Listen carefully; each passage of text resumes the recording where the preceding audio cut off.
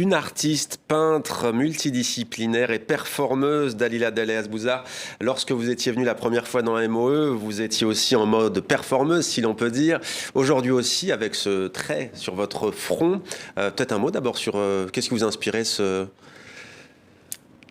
œuvre sur votre visage? C'est comme j'estime que là, je suis dans une représentation professionnelle. Ouais. Je vais parler de mon travail. Donc, je ne suis pas en mode performance, mais je vais m'aider quand même de mes outils de la performance qui sont la peinture sur le visage. Pour affronter mes questions. Voilà, pour être en confiance. Et comme disait mon voisin, c'est aussi une manière d'être en confiance aussi. Alors, les femmes d'Alger, dans leur appartement, célèbre tableau du virtuose de la couleur Eugène Delacroix.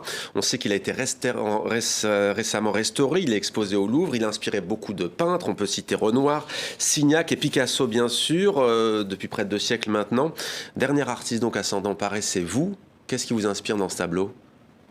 Ce qui m'inspire en premier, c'est le titre « Les femmes d'Alger dans leur appartement ». Donc en tant qu'Algérienne, bien sûr, c'est un titre qui m'a interpellée. Et donc j'ai vu ça comme la vision des femmes de Delacroix, mais surtout d'une époque, oui, le 19e siècle. Et j'ai voulu donner ma propre vision des femmes d'Alger. Et pour aller plus largement, c'est pas que les femmes, c'est aussi les Algériens et on va dire le corps des Algériens. La représentation. La représentation, oui. Du corps. Comment avez-vous, justement, comment vous êtes-vous approprié cette œuvre ? Je suis rentrée dans les pas de l'artiste, du peintre Delacroix. Donc j'ai repris sa composition parce qu'il a une composition qui est très très forte au niveau de la structure, des lignes, des figures qui sont très très présentes. Et donc c'était aussi pour moi, c'est d'abord aussi un hommage à Delacroix. Et c'est aussi pour me mettre dans la filiation de cette histoire de la peinture. Ça c'est très important. Parce que c'est pas parce que je viens de l'Afrique que je peux pas être dans la filiation de la peinture européenne. Donc c'est quelque chose que je revendique. Et ensuite, donc j'ai utilisé la composition de Delacroix aussi bien pour critiquer, on va dire, pour reprendre ces personnages, les transformer, proposer d'autres perspectives, mais aussi pour m'éloigner complètement de cette composition, donc pour me libérer de cette composition et proposer complètement d'autres regards sur cette peinture où il y a plusieurs... Là, j'ai fait 8 versions, en fait. Ouais. Et il y a certaines versions où on n'est pas dans un intérieur, mais dans un extérieur. Et pourquoi territoire de pouvoir d'exposition ? Territoire de pouvoir parce que je trouve que c'est très important aujourd'hui à l'époque où on reçoit des informations en continu du monde entier et souvent ce sont des informations qui vont nous bouleverser, qui vont réveiller en nous le sentiment d'injustice et on se sent impuissant.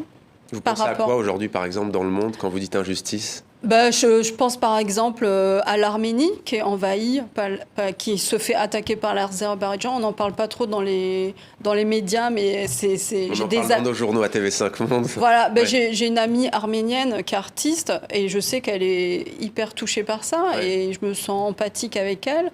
Je parle aussi de en France, toutes les difficultés sociales qu'on affronte. Mais de tout ce qui me vient de l'Afrique aussi, de l'Algérie, voilà, tous les affrontements qu'il y a dans le monde, les déplacements de population, ouais. C'est des drames absolus. Et en fait, on se sent impuissant, on ne sait pas trop comment réagir. Et territoire de pouvoir, je trouve qu'on doit chacun se poser la question, quel est mon territoire de pouvoir ? Et il y a la broderie aussi, parfois, dans vos œuvres. Oui, je finis avec les territoires de pouvoir. Il faut se poser la question, quel est mon territoire de pouvoir ? Parce que c'est sur mon territoire que je vais pouvoir agir et avoir de la puissance et agir à mon niveau. Et en fait, ça paraît déconnecté. Mais le fait qu'on gagne en puissance à notre niveau sur notre territoire, ça va forcément se retranscrire ailleurs et donner de la force. Et c'est une manière d'agir et de retrouver sa puissance. Et cinéma... Oui, allez-y, pardon, allez-y, terminez. Je trouve qu'aujourd'hui, c'est très important de se rendre compte que chacun d'entre nous, on peut être puissant. Le cinéma, territoire de pouvoir ? Oui, également, tout à fait. On peut dire que faire un film, c'est prendre un pouvoir de pouvoir raconter une histoire et la mettre sur grand écran et la proposer à d'autres spectateurs, d'autres nationalités. Et je fais que partager, en tout cas, cet affranchissement des frontières et aussi des sujets, et de dire que cette peinture faite à Alger, elle est aussi sienne, parce qu'elle est algérienne, mais aussi simplement parce qu'elle est artiste, donc elle peut se la réaccaparer et la réinterpréter à sa manière. La broderie, Dalila Dalazbouza. La broderie, donc ça vient directement des traditions de broderie qui est en Algérie, donc le karakou, et c'est une tradition qui est utilisée pour faire des vestes de mariage pour la femme qui va se marier. Et donc, elle représente pour moi le passage de la petite fille à la femme adulte et aussi le passage de l'enfance au monde du patriarcat. Et dans mon travail, bien sûr, j'interroge beaucoup la condition de la femme et j'essaye de trouver les moyens de son affranchissement. Et je pense que ça passe d'abord par le corps.